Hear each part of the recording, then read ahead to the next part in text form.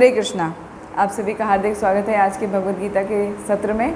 और आज हम 17वां अध्याय शुरुआत करने जा रहे हैं जिसका नाम है श्रद्धा के विभाग।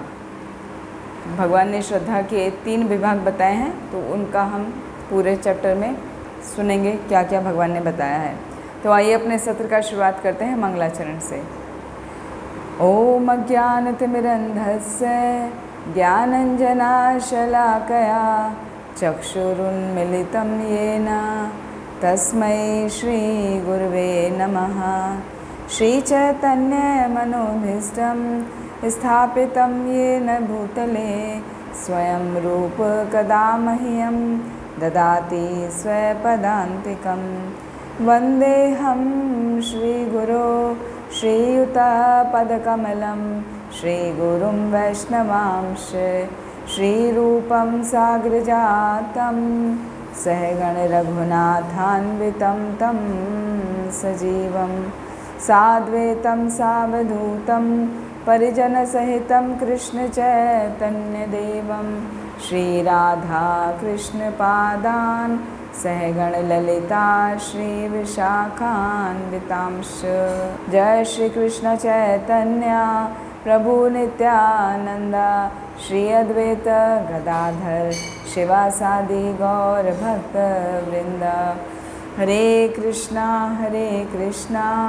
कृष्ण कृष्णा हरे हरे, हरे राम राम राम हरे हरे। सभी का एक बार वापस स्वागत है श्रीमद् भगवद गीता के सत्र में। जैसा कि हमारे 16 अध्याय पूरे हो चुके हैं और 16वें अध्याय का नाम था देवी और आसुरी स्वभाव। और उसमें हमने सीखा था, लास्ट में कंक्लूजन में सीखा था कि जो व्यक्ति शास्त्र के विधि विधानों का पालन नहीं करते हैं वो आसुरी स्वभाव के होते हैं, और जो शास्त्र के विधि विधानों के अनुसार अपने जीवन का यापन करते हैं, अपने सारी गतिविधियों को शास्त्रों के अनुसार करते हैं, वो देवी स्वभाव के होते हैं। तो ये हमने पूरा पिछले चैप्टर में अच्छे से डिटेल में समझा था, और उनके क्या परिणाम होते हैं, भगवान उनको क्या रिजल्ट देते हैं। जो देवी स्वभाव वाले हैं उनकी उन्नति होती है, आत्मोन्नति होती है, और वो भगवत धाम को जाते हैं, वो आत्म साक्षात्कार कर पाते हैं। और जो आसुरी स्वभाव में रहते हैं, शास्त्रों का उल्लंघन करते हैं, वो कहाँ जाते हैं, उनकी अधोन्नति होती है, उनका पतन होता है, और वो हर जन्म में, हर योनि में, नेक्स्ट अधम योनि में ही जाते हैं। तो ये सब हमने पिछले अध्याय में जाना था। आज का जो अध्याय है, अध्याय 17 श्रद्धा के विभाग, इसमें भगवान श्री कृष्ण अर्जुन को 3 श्रद्धा के विभागों के बारे में डिटेल में बता रहे हैं।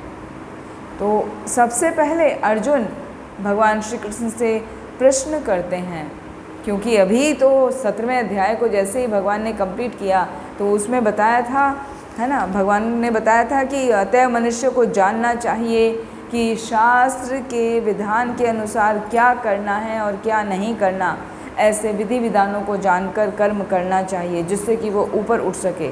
हाँ, तस्मात् शास्त्रम प्रमाणम ते कार्य अकार्य व्यवस्थितो ज्ञात्वा शास्त्र विधानोक्तम कर्म कर्तुम इह अर्हसि। तो यह सब जानने के बाद अर्जुन के मन में जिज्ञासा हुई। जिज्ञासा क्यों हुई? उससे पहले वाले श्लोक में भगवान ने एक बात और बताई थी, यह शास्त्रम विधि उत्सर्ज्य वर्तते कामकारतः न स सिद्धिम अवाप्नोति न सुखम न पराम गतिम। कि जो शास्त्र के आदेशों की अवहेलना करता है, अपने मन माने ढंग से कार्य करता है, उसको ना तो सिद्धि की प्राप्ति होती है, ना तो सुख मिलता है, और ना ही परम गति की प्राप्ति होती है। तो अर्जुन के मन में बहुत ही जिज्ञासा हो गई, क्यूरियोसिटी हो गई कि शास्त्र का यदि पालन नहीं किया तो, और वो अपने हिसाब से मन माने ढंग से यदि किसी की पूजा कर रहे हैं, श्रद्धा कर रहे हैं, तो उनकी क्या गति होगी, उनकी क्या स्थिति होगी। ये भगवान से सीधा प्रश्न पूछा अर्जुन ने। तो देखते हैं श्लोक संख्या 1, 17वें अध्याय का श्लोक संख्या 1। अर्जुन उवाच, बोलिए। ये शास्त्र विधिमुत्सृज्य यजन्ते श्रद्धयान्विता तेषां निष्ठा तु का कृष्णा सत्वम् आहो रजस्तमः।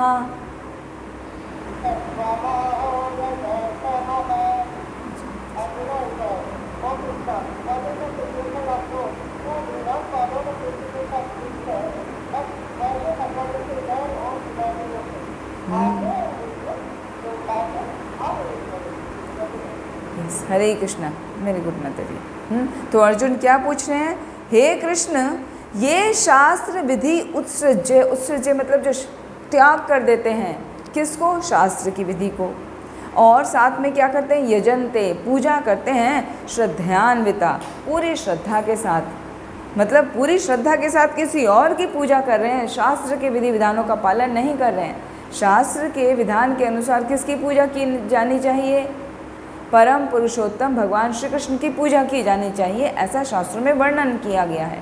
लेकिन यदि व्यक्ति अपनी इच्छा से किसी और की पूजा कर रहा है तो तेषां निष्ठा तु का कृष्णा, हे कृष्ण, उनकी निष्ठा का क्या होगा? वो कैसी निष्ठा है? सत्वम आहो रजस तमः, क्या वो सात्विक गुण की श्रद्धा है, या वो तामसिक गुण की श्रद्धा है, या वो राजसिक गुण की श्रद्धा है? मतलब ऐसे लोग जो अपनी ही श्रद्धा डेवलप करके भगवान की पूजा ना करके किसी और अन्य की पूजा कर रहे हैं, तो वो वास्तव में सतोगुणी होते हैं या रजोगुणी होते हैं या तमोगुणी होते हैं? ये आप मुझे बताइए। तो ये प्रश्न हुआ अर्जुन का। तो जैसा कि हमने चौथे अध्याय में देखा था, चौथे अध्याय का 39 जो श्लोक है उसमें आता है, श्रद्धावान लभते ज्ञानम तत्परः संयतेन्द्रियः ज्ञानम लब्ध्वा पराम शांतिम अचिरेण अधिगच्छति। वहाँ पर भी भगवान श्री कृष्ण से अर्जुन ने जब पूछा था तो भगवान ने यही आंसर किया था कि जो श्रद्धालु व्यक्ति होते हैं और दिव्य ज्ञान में समर्पित होते हैं, दिव्य ज्ञान मतलब ट्रांसेंडेंटल नॉलेज में समर्पित हैं, जिन्होंने अपनी इंद्रियों को वश में किया है और जो इस ज्ञान को प्राप्त करने के अधिकारी हैं, वो तुरंत आध्यात्मिक शांति को प्राप्त करते हैं।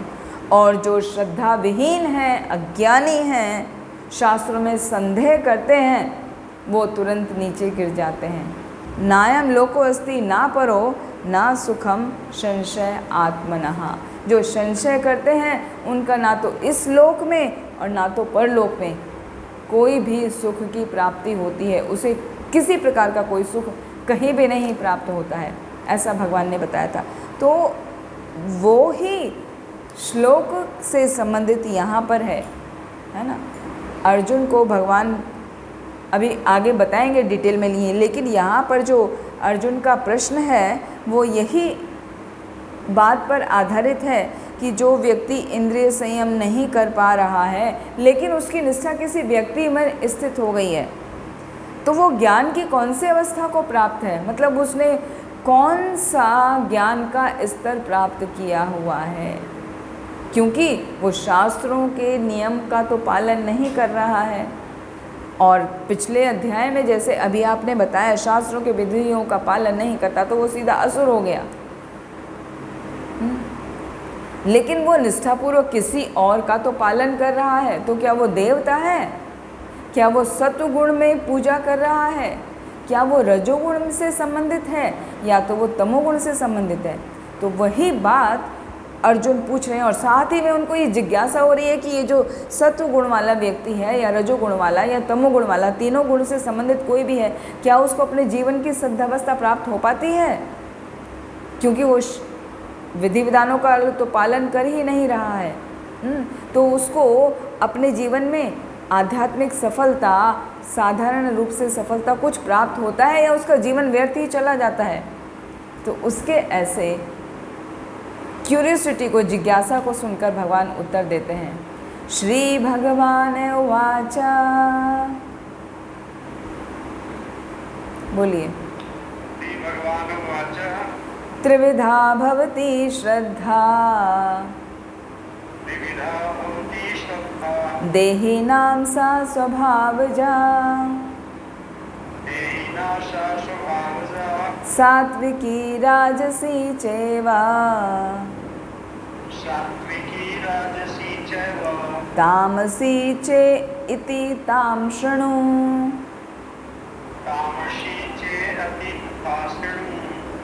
भगवान ने कहा देहधारी जीव द्वारा अर्जित गुणों के अनुसार उसकी श्रद्धा 3 प्रकार की हो सकती है, सतोगुणी, रजोगुणी तथा तमोगुणी। अब इसके विषय में मुझसे सुनो। हरे कृष्णा माता। हरे कृष्णा। तो भगवान ये बता रहे हैं कि जो जीव होता है ना, उसके अपने अपने गुण होते हैं।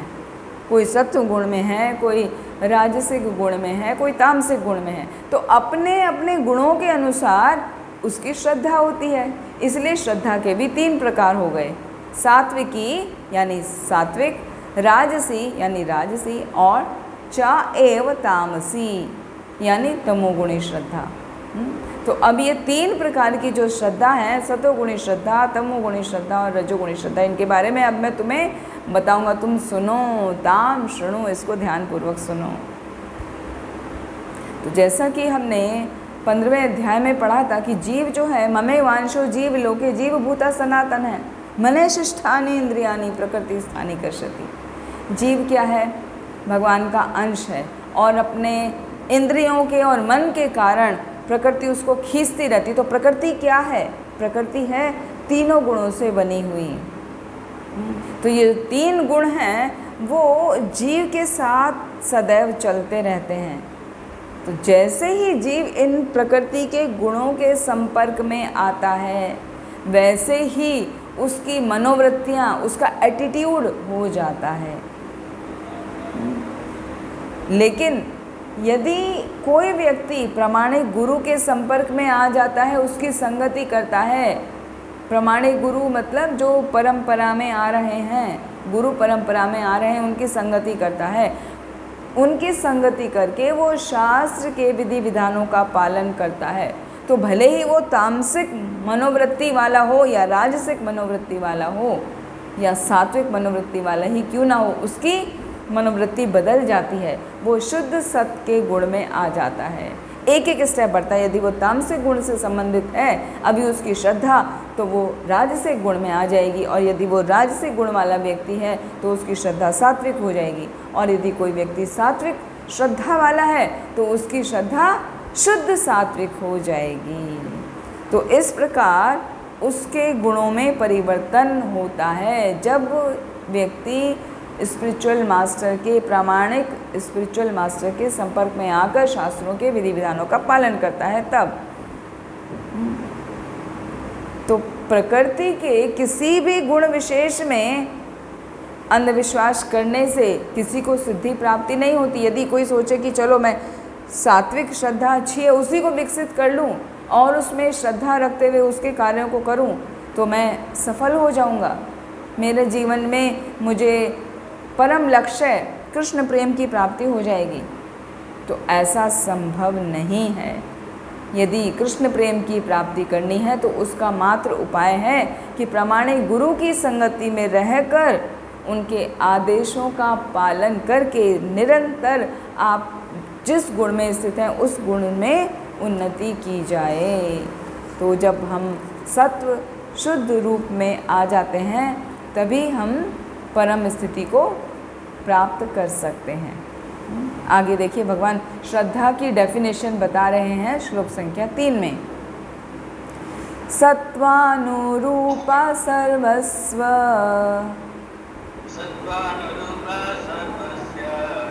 श्रद्धा भवति भारत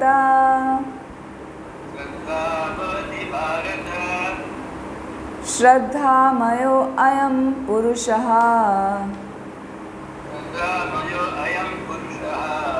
यः यश्रद्धा स एव सः।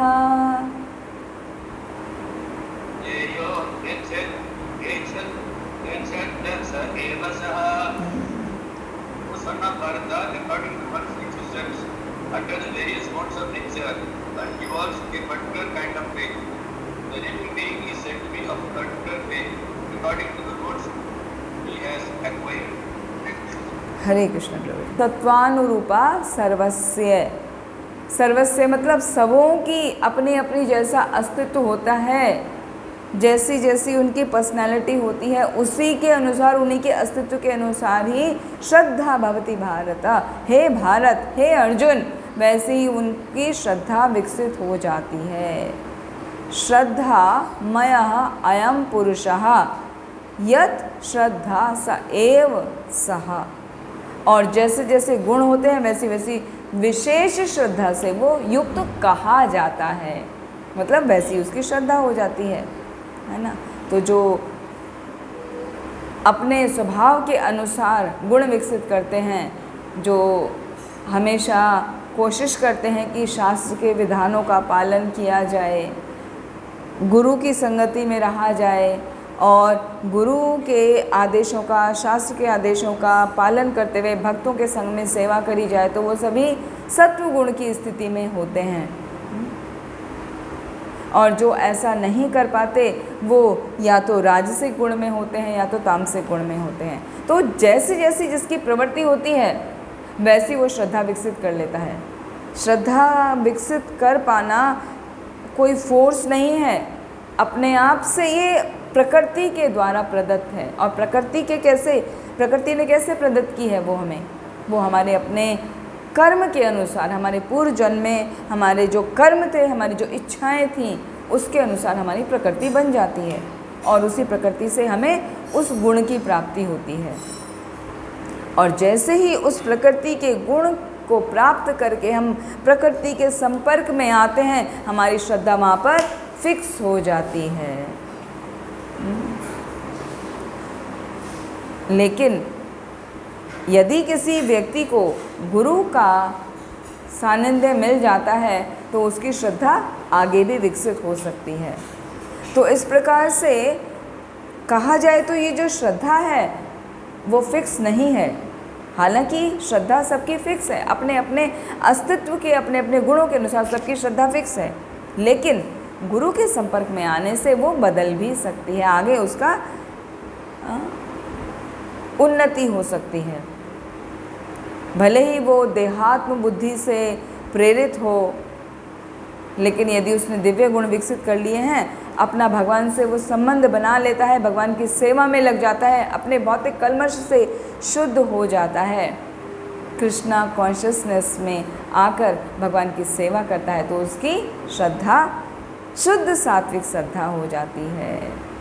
लेकिन यदि कोई आत्म साक्षात्कार के मार्ग को ग्रहण नहीं करता तो जैसी जिसकी प्रकृति है उसके अनुसार अपनी श्रद्धा से वो उन गुणों के अंतर्गत बह जाता है, वो वैसे ही कार्य करने लग जाता है ना। फॉर एग्ज़ाम्पल, जैसे कोई दो बच्चे हैं, सपोज़ एक ही फैमिली का एग्ज़ाम्पल लेते हैं, एक ही फैमिली में दो बच्चे हैं, है ना। पेरेंट्स अभी पूरे भक्त नहीं बने हैं, भक्त बनने की कोशिश कर रहे हैं, लेकिन वो अपने दोनों बच्चों को मंदिर लेकर आते हैं। अब उनमें से एक बच्चा तो बहुत तेज़ी से आगे बढ़ रहा है भक्ति में, वो माता पिता से भी ज़्यादा प्रगति कर रहा है, उसको अच्छा लगता है कीर्तन करना, उसको अच्छा लगता है सेवा करना, उसको अच्छा लगता है जो भी उसको कोई कुछ भी सेवा कह दे वो तुरंत दौड़ के करता है। और दूसरा दूर भागता है, वो साइड में कहीं बैठा रहेगा, वो छिपेगा, मंदिर जाने से भी बचेगा। तो ऐसा क्यों हुआ? ऐसा प्रैक्टिकल एग्जाम्पल आप देख सकते हैं, एक ही परिवार के दो बच्चे अलग अलग तरीके से होते हैं। ऐसा हालांकि जरूरी नहीं है ये फिट बैठे हर जगह, लेकिन ज़्यादातर में ऐसा देखा गया है। तो ऐसा क्यों है? क्योंकि उसकी श्रद्धा उसकी प्रकृति के अनुसार पहले ही उसको मिली है। तो जैसे ही उसको वैसा माहौल, एनवायरनमेंट मिला, तो अपनी श्रद्धा के अनुसार वो सेवा में लग गया। यानी वो बच्चा पहले से ही सत्व गुण में है, अपने पूर्व जन्म के कर्म के फलों के अनुसार। और दूसरा में भी रजोगुण में है, तो उसका मन ही नहीं लगता, उसको दूसरी चीज़ों में मन लगता है ना। या कोई ऐसा है बिल्कुल ही मना कर रहा है कि नहीं मुझे जाना ही नहीं, मुझे मंदिर जाना ही अच्छा नहीं लगता, आप लोग जाओ मैं नहीं जाऊंगा, तो वो तमोगुण से संबंधित है। तो तो ये जो स्थिति है, इससे हम समझ सकते हैं कि हमारी श्रद्धा प्रकृति द्वारा प्रदत्त है, किसी का उस पर कोई कंट्रोल नहीं है। लेकिन हम गुरु की संगति करके, भगवान की सेवा करके उस श्रद्धा को विकसित कर सकते हैं, अगले स्टेप में आ सकते हैं, उसमें इम्प्रूवमेंट ला सकते हैं। ठीक है, राजसिक श्रद्धा में है तो उसको और अच्छा करके हम सात्विक श्रद्धा उत्पन्न कर सकते हैं। वास्तव में देखा जाए तो मूल जो श्रद्धा की बात हो रही है ना, मूल श्रद्धा है सात्विक सतोगुण में रहने वाले श्रद्धा। जहाँ पर भी श्रद्धा आता है, जैसे श्रद्धा शब्दे विश्वास कहे सुदृढ़ निश्चय, कृष्ण भक्ति कैले सर्व कर्म कृत है। श्रद्धा की डेफिनेशन चैतन्य चरितामृत में बताई गई है। श्रद्धा शब्दे विश्वास कहे सुदृढ़ निश्चय, ये निश्चय होना पूरी तौर से, क्या उसको श्रद्धा कहा जाता है, इस चीज़ को निश्चित होना पूरी तौर से, क्या कृष्ण भक्ति कैले सर्व कर्म कृत है। यदि आप कृष्ण भक्ति करते हैं तो आपके सारे कार्य अपने आप पूर्ण हो जाते हैं। ये पूर्ण विश्वास होना ही श्रद्धा कहलाता है। यह है डेफिनेशन श्रद्धा की। तो श्रद्धा को शास्त्रों के अनुसार श्रद्धा का मतलब है सत्व गुण वाली श्रद्धा, ना कि राजसी श्रद्धा या तामसिक श्रद्धा। लेकिन भगवान यहाँ बता रहे हैं तो श्रद्धा के 3 स्तर हैं, वो सभी बद्ध जीवों की प्रकृति को जानने के लिए, समझने के लिए। तो यदि कोई भौतिक बद्ध जीवन में है, पूर्णतया शुद्ध नहीं है, मिश्रित है, जब तक वो शुद्ध सात्विक स्तर पर नहीं आ जाता तब तक वो भगवान की सेवा शुद्ध रूप से नहीं कर सकता। हालांकि वो सेवा करके करके वो धीरे धीरे शुद्ध होता चला जाता है। तो शुद्ध सत्व में रहकर भगवान के वास्तविक स्वभाव को कोई आसानी से समझ सकता है। जब तक श्रद्धा किसी की सात्विक नहीं होती तब तक उसकी प्रकृति के जो गुण हैं ना, वो दूषित रहते हैं। दूषित मतलब क्या है? उसकी भौतिक इच्छाएं बनी रहती हैं। भले ही वो सेवा कर रहा है, सेवा में भी उसको ये लगेगा कि सब लोग मुझे देखें, मुझे रिकॉग्निशन मिले कि मैं पुजारी हूँ, मैं ये वाली सेवा बहुत अच्छी तरह से कर रहा हूँ। तो वो रिकॉग्निशन की इच्छा रहती है। नहीं तो लोग मुझे देख कर, मेरी सेवा को देख के मुझे ज़्यादा से ज़्यादा डोनेशन दें। तो सेवा करते हुए भी कैसी श्रद्धा है, हो गई वो राजसिक श्रद्धा हो गई। तो सत्व गुण वाली श्रद्धा को भी कोई उत्तम श्रद्धा नहीं माना गया है। उत्तम श्रद्धा है शुद्ध सत्व गुण में की गई श्रद्धा, क्योंकि सात्विक गुण में भी रहते हुए हमारे हृदय में रजोगुण प्रबल हो सकता है, भौतिक इच्छाएं प्रबल हो सकती हैं। तो जैसा हमारे हृदय की स्थिति होगी वैसे ही हमारी श्रद्धा विकसित हो जाती है। इसीलिए हमें अपनी श्रद्धा को विकसित करना चाहिए, अपने हृदय के गुणों के अनुसार नहीं चलना चाहिए। क्योंकि क्या होता है, यदि हम अपनी प्रकृति के अनुसार अपनी श्रद्धा के, अपने हृदय की बात को सुनते हुए विभिन्न कर्मों को करते हैं तो क्या होता है, हम विभिन्न प्रकार की श्रद्धाओं को विकसित कर लेते हैं। और अलग अलग श्रद्धा विकसित करने से अलग अलग तरीके के धर्म विकसित हो जाते हैं। जैसे आप देख रहे हैं, है ना, विश्व में एक धर्म नहीं है, हजारों धर्म हैं। कोई हिंदू है, कोई मुस्लिम है, कोई सिख है, कोई पारसी है, कोई जैन है, कोई बौद्ध है। So many religions are there. और वो हर कोई सोचता है कि मेरी श्रद्धा एकदम अच्छी है, मैं बढ़िया कर रहा हूँ। लेकिन शास्त्र उसको मना करते हैं, वो श्रद्धा नहीं है। श्रद्धा का मतलब क्या है? कृष्ण कर्म कैले सर्व कर्म कृत है। कृष्ण कर्म करना ही परम होना चाहिए कि मैंने कृष्ण कर्म कर लिया है, भगवान की सेवा कर ली है तो मेरे सभी कर्म हो गए, ना कि अन्य लोगों की लिए श्रद्धा को विकसित करना। तो इस तरह हमारा हृदय कलुषित हो जाता है और भिन्न भिन्न श्रद्धाओं के कारण भिन्न भिन्न धर्म और धार्मिक सिद्धांत पाए जाते हैं। तो भगवान आगे फिर बता रहे हैं कि कैसे श्रद्धा वाले व्यक्ति किस तरह के लोगों की उपासना या पूजा करते हैं। देखते हैं श्लोक संख्या 4। यजन्ते सात्विका देवान् यजन्ते सात्विका देवान् यक्ष रक्षांसि राजसः अक्षरक्षांसि राजसः प्रेतान् भूतगणाश्चान्ये प्रेतान् भूतगणाश्चान्ये यजन्ते तामसा जनः। यजन्ते तामसा जनः। तमोगुणी व्यक्ति देवताओं को पूजते हैं, रजोगुणी यक्षों और राक्षसों की पूजा करते हैं और तमोगुणी व्यक्ति भूत प्रेतों को पूजते हैं। हरे कृष्ण। यजन्ते माने पूजा करते हैं। सात्विका देवान, जो सात्विक गुण में रहते हैं वो देवताओं की पूजा करते हैं।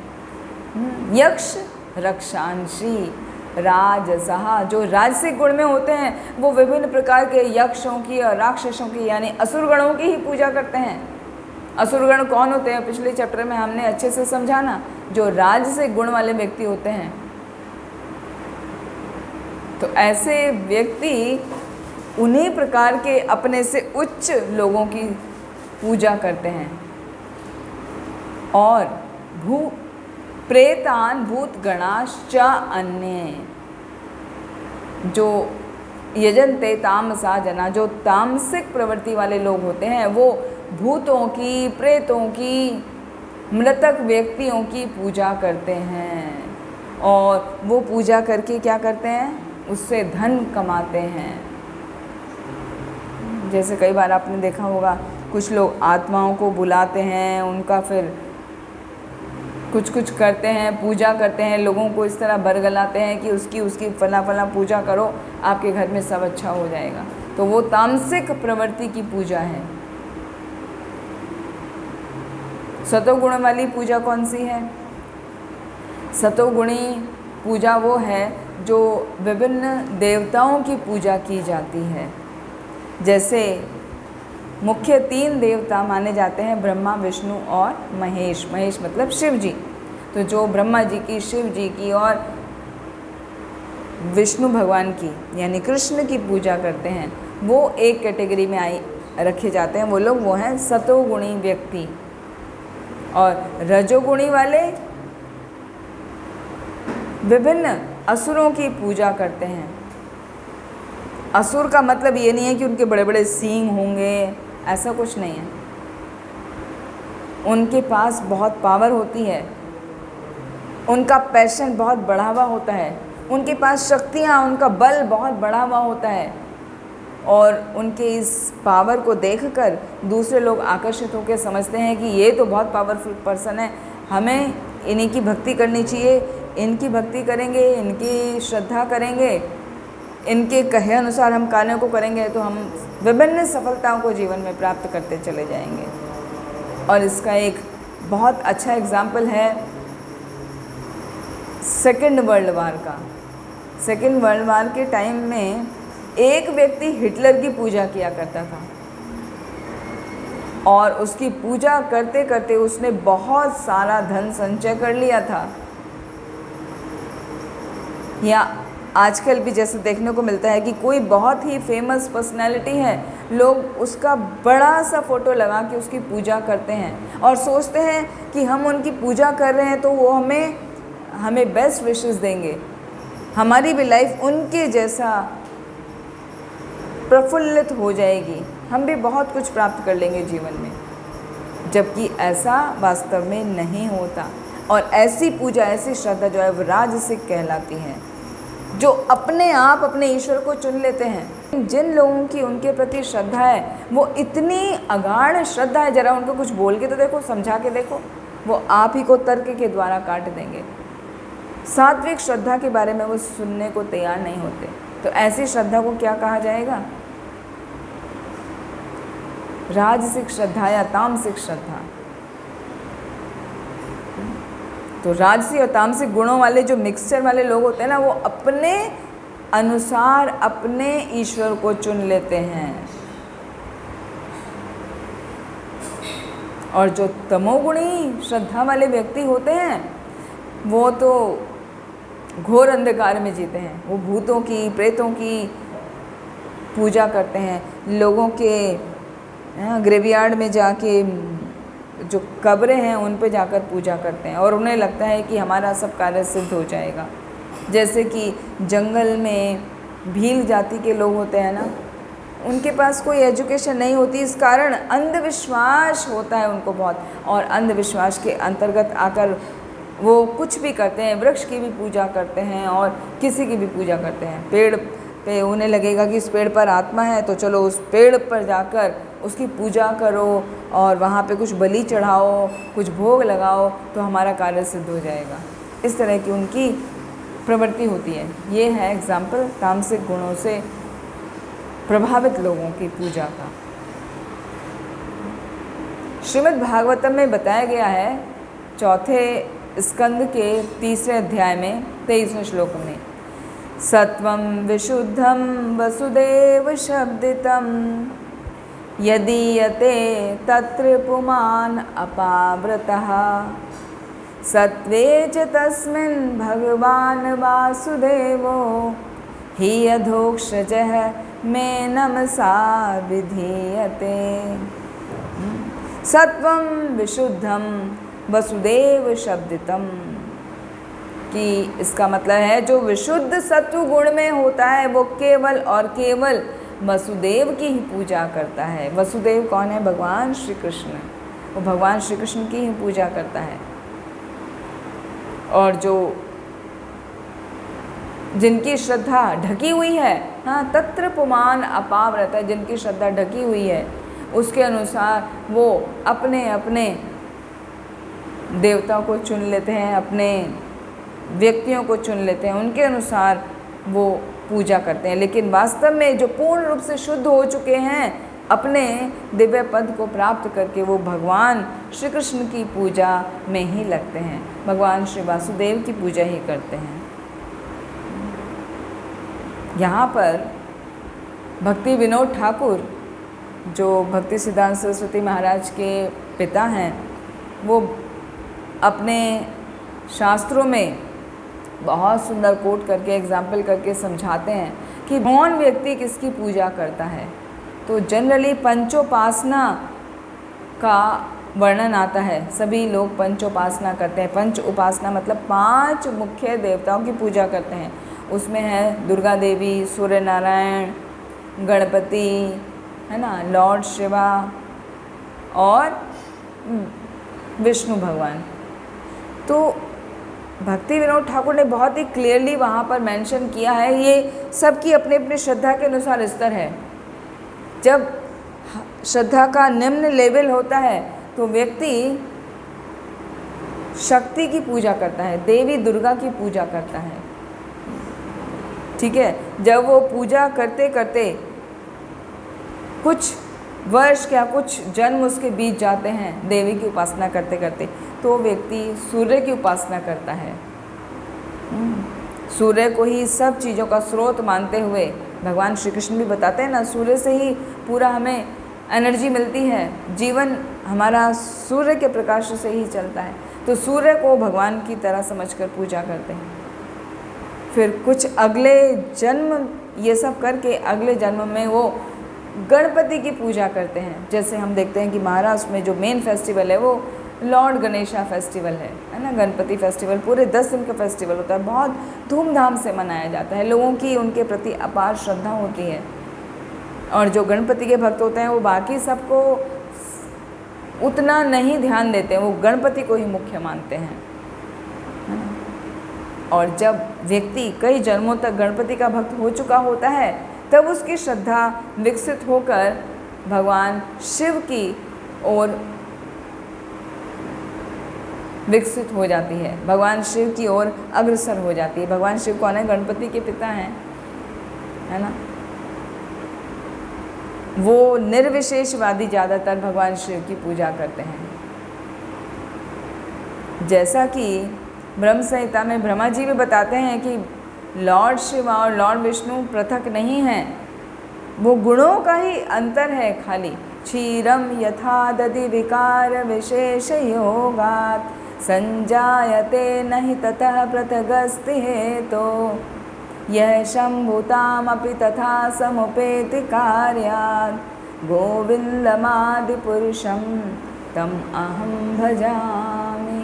क्षीरम यथा दधि विकार विशेष योगात्, जैसे दूध में दही डालने से उसमें विकार उत्पन्न हो जाता है ना। थोड़ा सा जामन डालेंगे दही का तो वो पूरा दही में परिवर्तित हो जाता है, दही वापस दूध में नहीं लाया जा सकता। इसी तरह भगवान शिव और विष्णु दोनों वास्तव में एक हैं, लेकिन भगवान शिव कैसे हैं? वो दही के समान हैं और भगवान विष्णु दूध के समान हैं। दूध को दही में परिवर्तित किया जा सकता है, तो वो कैसा है? क्योंकि भगवान शिव तामसिक गुण के कंट्रोलर हैं, तो उस गुण का कंट्रोल करने के कारण ऐसा लगता है कि वो तामसिक गुण को ही प्रधान करते हैं, जबकि वास्तव में वो तामसिक गुण के प्रधान देवता नहीं हैं। हाँ, उनका भी उतना ही आदर सम्मान किया जाता है। भगवान शिव हमेशा भगवान विष्णु की ही पूजा करते रहते हैं, है ना। भगवान राम जो कृष्ण से अलग नहीं हैं, उन्हीं पर वो ध्यान करते हैं। भगवान शिव स्वयं पार्वती से कहते हैं, आराधनानां सर्वेषां विष्णु आराधनम परम तस्मात् परतरम देवी तदीयानां समर्चनम।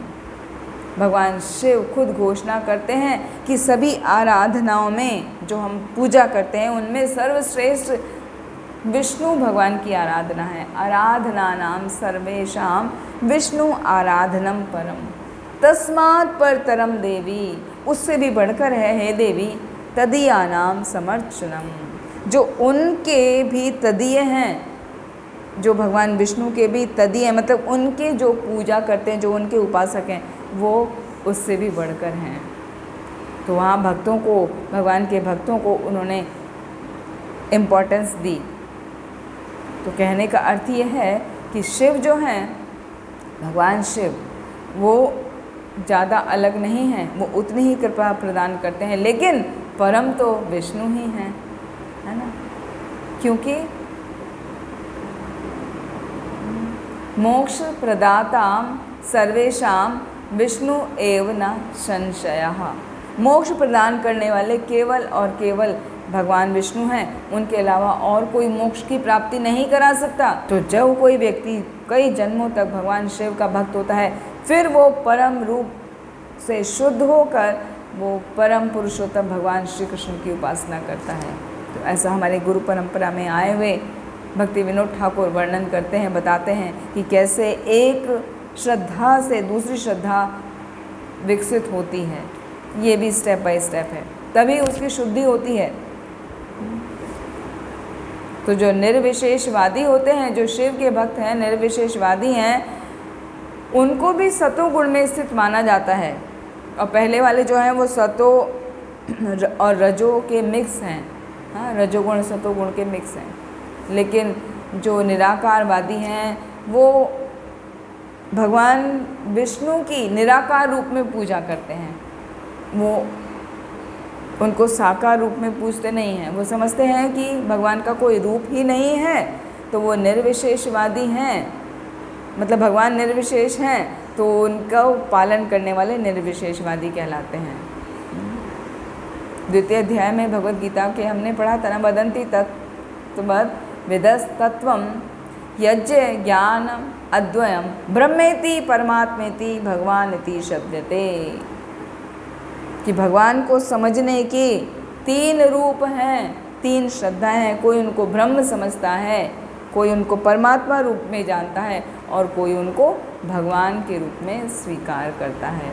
तो जैसी जिसकी श्रद्धा है वो अपनी अपनी श्रद्धा के अनुसार भगवान का वही रूप स्वीकार करता है। कुछ समझते हैं कि ब्रह्मा जी रजोगुण के निराकार रूप हैं, और वो पूज्य हैं, और कुछ लोग निराकार ब्रह्म को ही सत्य मानते हैं,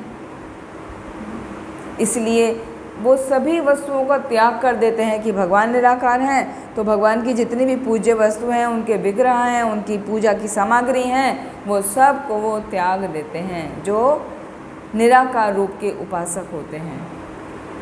लेकिन वास्तविक सत्य तो भगवान श्री कृष्ण की पूजा करना ही सही रूप में पूजा करना है।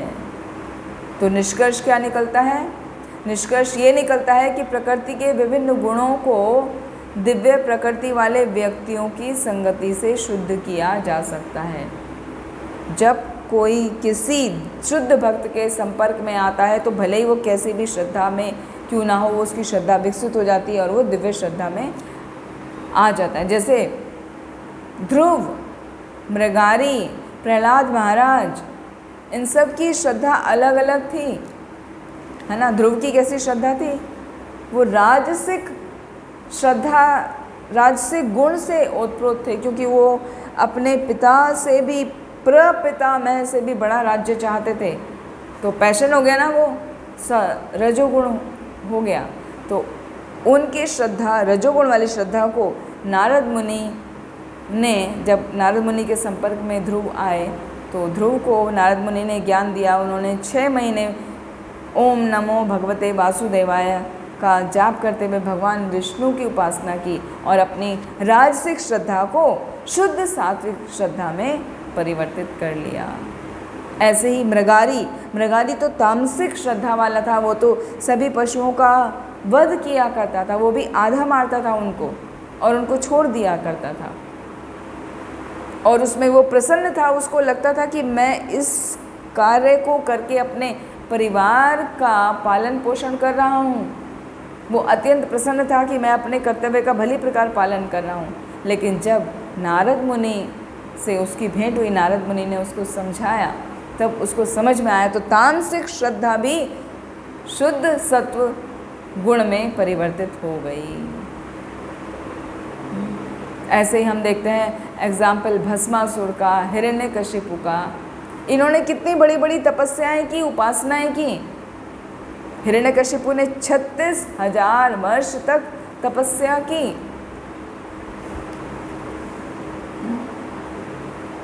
तपस्या किसकी की? ब्रह्मा जी की। किस कारण की? अमर बनने के लिए की। ऐसे ही भस्मासुर ने किस कारण तपस्या की? अमर बनने के लिए की।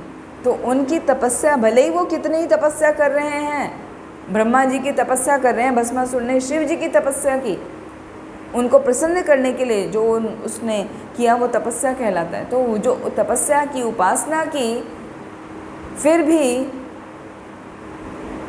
वो शुद्ध सत्वरूप में नहीं आ सके। क्यों? क्योंकि वो उनकी भोग की इच्छा थी। उनकी इच्छा थी कि कैसे सबका मैं विनाश करके मैं ही एकमात्र राजा बन जाऊं, मैं कैसे सबको कंट्रोल कर लूं। तो ये इच्छा थी हिरण्यकशिपु की, और ऐसी ही भस्मासुर की इच्छा थी। तो कितने ही इच्छाओं को रख के यदि कोई किसी की भी उपासना करता है और समझता है कि मैं उपासना कर रहा हूँ तो मेरी उपासना, मेरी श्रद्धा का फल होगा कि मुझे अपने लक्ष्य की प्राप्ति हो जाएगी, या मेरी उपासना से, श्रद्धा से, तपस्या से भगवान प्रसन्न हो जाएंगे, मैं भगवत प्राप्ति कर लूँगा, तो ये संभव नहीं है। क्यों? क्योंकि ये गुणों पर आधारित है। जो तपस्या हम कर रहे हैं वो हमारे गुणों पर आधारित है। तो हमें करना क्या है? हमको ये ज्ञान प्राप्त करके कि हम कौन से गुण में आते हैं। ये पूरा चैप्टर श्रद्धा के विभाग इसी के लिए है कि हम अपने गुणों को समझें और जानें कि हम कौन सी श्रद्धा में आते हैं। हम सात्विक श्रद्धा से संबंधित हैं, या राजसिक से संबंधित हैं, या तामसिक से संबंधित हैं।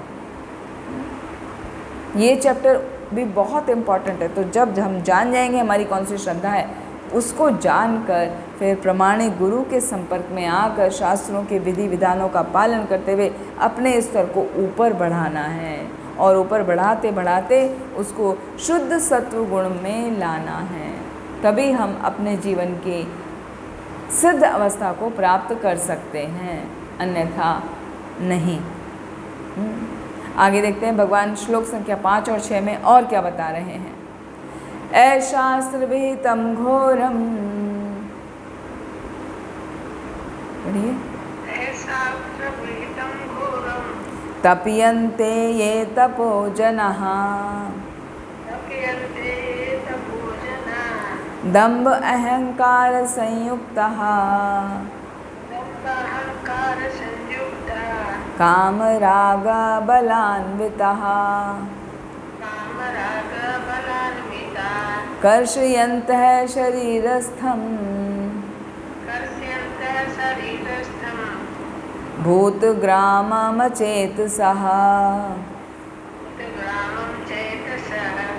अचेतसः मां चैवान्तः शरीरस्थं तान् विद्धि आसुरनिश्चयान्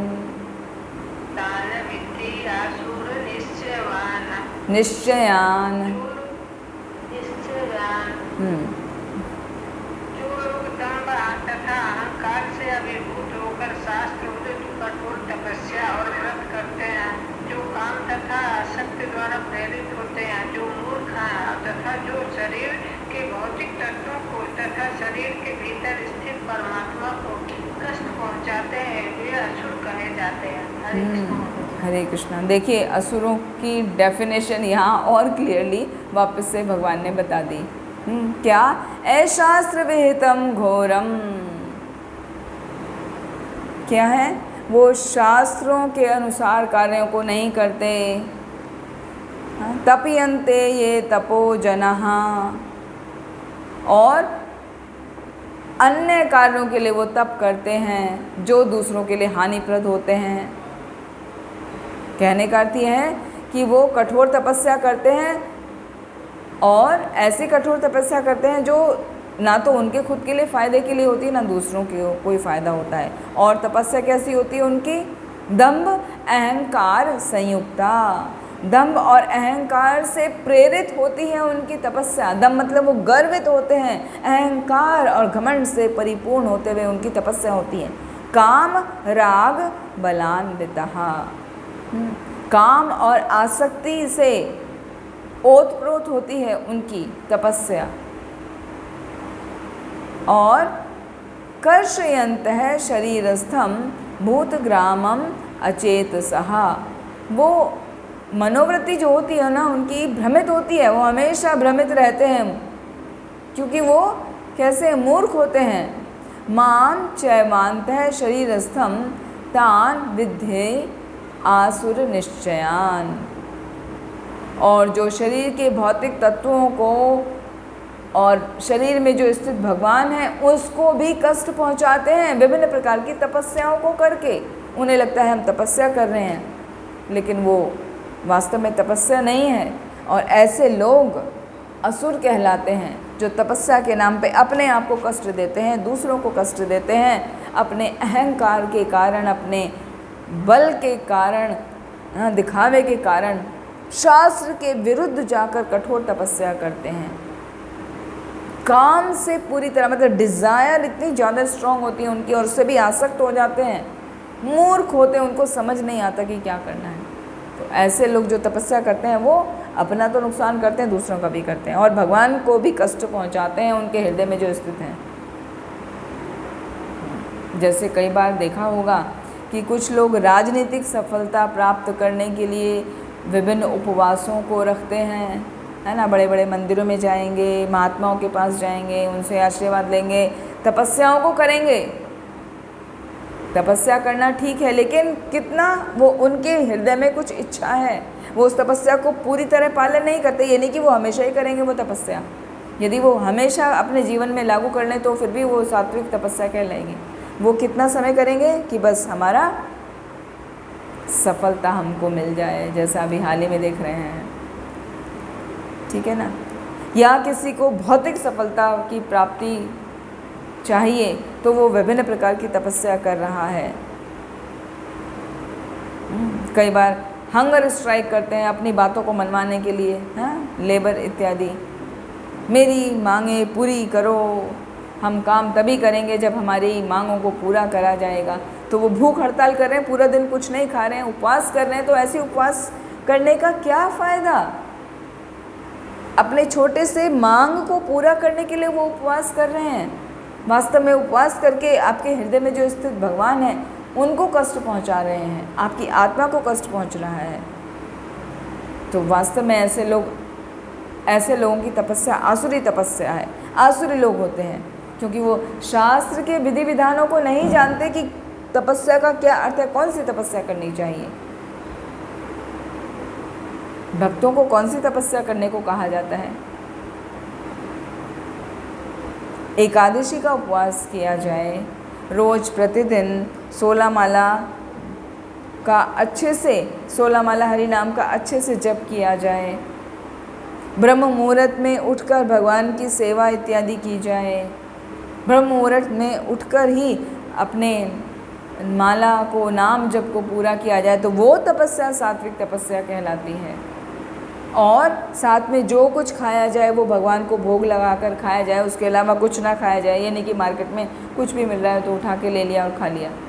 तो वो तपस्या जो की जा रही है भगवान की प्रसन्नता के लिए की जा रही है, वो शुद्ध सात्विक तपस्या कहलाती है और उसका फल भी भगवान की प्रसन्नता ही होता है। लेकिन जो तपस्या अपने इच्छा पूर्ति के लिए की जा रही है वो तपस्या व्यर्थ है।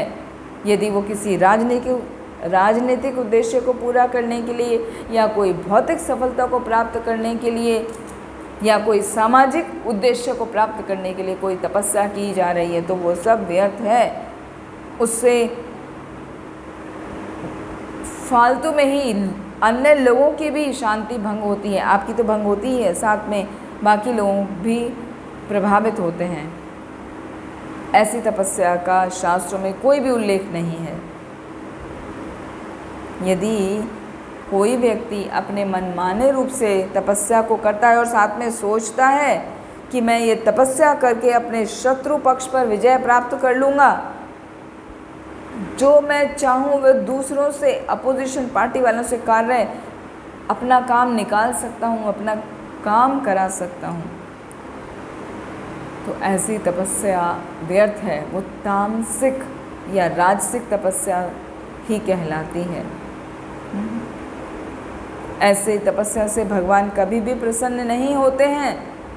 और यहाँ पर एक शब्द आया है अचेत सहा। अचेत सहा मतलब भ्रमित मनोवृत्ति वाले होते हैं, उनको खुद नहीं पता कि क्या करना है, शास्त्रों के विरुद्ध जाकर वो मन माने ढंग से करते हैं। तो जो असामान्य स्थिति में अपनी इच्छा पूर्ति के लिए तपस्या करते हैं वो ठीक नहीं है। वास्तविक तपस्या क्या है? शास्त्रों के विधि विधानों का पालन करना चाहिए। जैसा कि बार बार कहा जा रहा है, यदि कोई अपने मनमाने तरीके से कार्यों को करता है तो बार बार उनको आसुरी जीवन ही प्राप्त होता है ना। पिछले अध्याय में पढ़ा था ना हमने, 16वें अध्याय में, कि ऐसे असुरों को भगवान बार बार आसुरी जीवन में ही जन्म देते हैं और उनको मौका नहीं मिलता कि वो ऊपर उठ पाएँ। तो उस सब से बचने का तरीका है कि अपनी श्रद्धा को विकसित किया जाए। और श्रद्धा को विकसित करने का सबसे अच्छा तरीका है एक गुरु का मार्गदर्शन प्राप्त करके वैदिक शास्त्रों का विधि विधानों का पालन किया जाए। तभी इस भव बंधन से मुक्ति मिल सकती है और उस परम गति की प्राप्ति हो सकती है। ठीक है, तो आज यहाँ तक हमने देखा श्लोक संख्या 5 तक। 7 श्लोक से विभिन्न प्रकार की तपस्याओं का अभी डिटेल में वर्णन किया गया है। आज तो पूरा उसका भूमिका बांधी गई, कौन सी तपस्या कैसी है, उसका क्या फल है, कैसे लोग करते हैं, उनका पूरा रेफरेंस डिटेल में समझाया गया। फिर सात्विक तपस्या क्या है, राजसिक तपस्या क्या है, तामसिक तपस्या क्या है। फिर इसी प्रकार 3 प्रकार के यज्ञ हैं, 3 प्रकार के दान हैं, 3 प्रकार के कार्य जो करने चाहिए वो हैं। और लास्ट में बताया गया ओम तत्सत इति, इसका क्या अर्थ होता है। ठीक है, तो वो हम देखेंगे अगले सत्रों में 1 बाय 1। आज के सत्र का जो श्लोक संख्या 1 से 6 तक हमने देखा, उसमें कंक्लूजन यही निकलता है कि 3 प्रकार की श्रद्धा है और उन श्रद्धाओं का फल ये होता है कि हम उसी में घिरे रहते हैं। उससे बाहर निकलने का एकमात्र तरीका है प्रामाणिक गुरु के संपर्क में आकर शास्त्रों के विधि विधानों का, आदेशों का पालन करते हुए हम अपनी श्रद्धा को विकसित करें, जिससे हम परम सिद्धि की अवस्था को आसानी से प्राप्त कर सकें। इसी के साथ आज के सत्र को यहीं विराम देते हैं। वांछा कल्पतरुभ्यश्च कृपा सिंधुभ्येव च पतितानां पावनेभ्यो वैष्णवेभ्यो नमो नमः। ग्रंथराज श्रीमद् भगवद गीता की जय। श्रील प्रभुपाद की जय। निताई गौर हरि प्रेमानंदी। हरि हरि।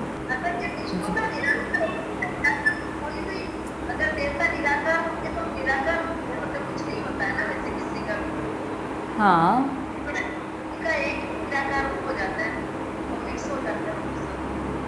इसी को तो बोला गया ना, ब्रह्म एति परमात्मा एति भगवान एति शब्दते।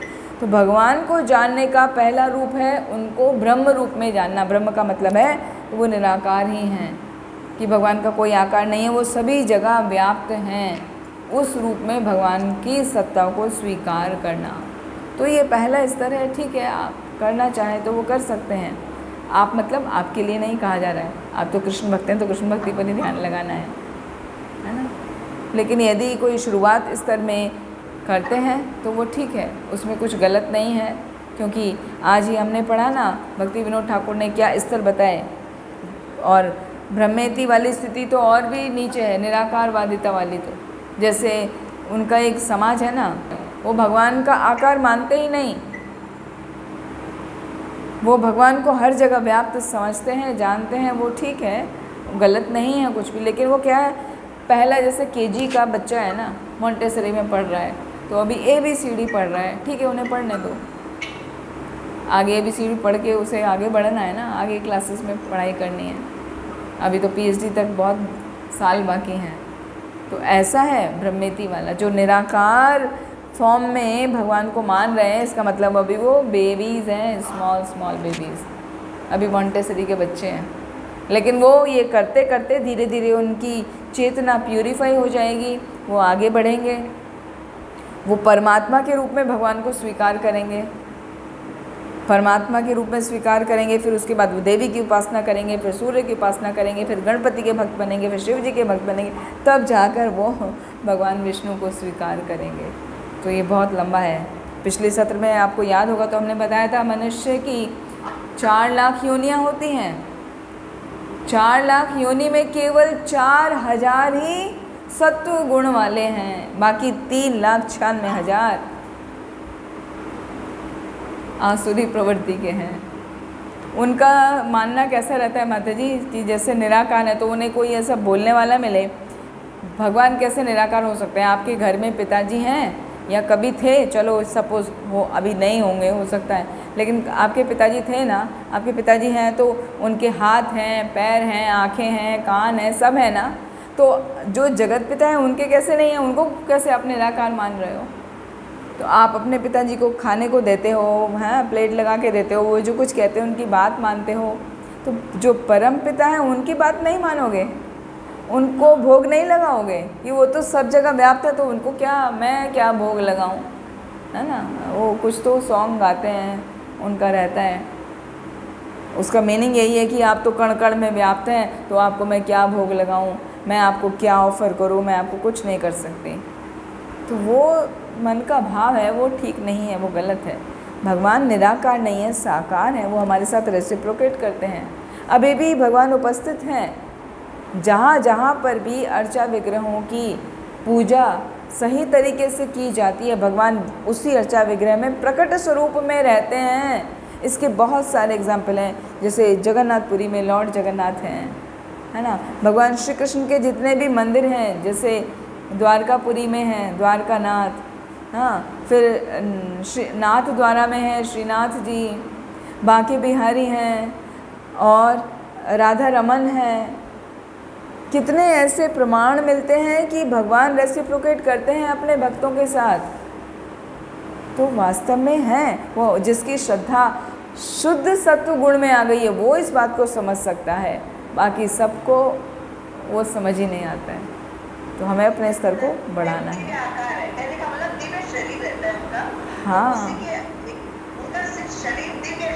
दिव्य शरीर होता है, बिल्कुल, जो हमारी चर्म चक्षु से हमें दिखाई नहीं देता, हम सिर्फ महसूस कर सकते हैं।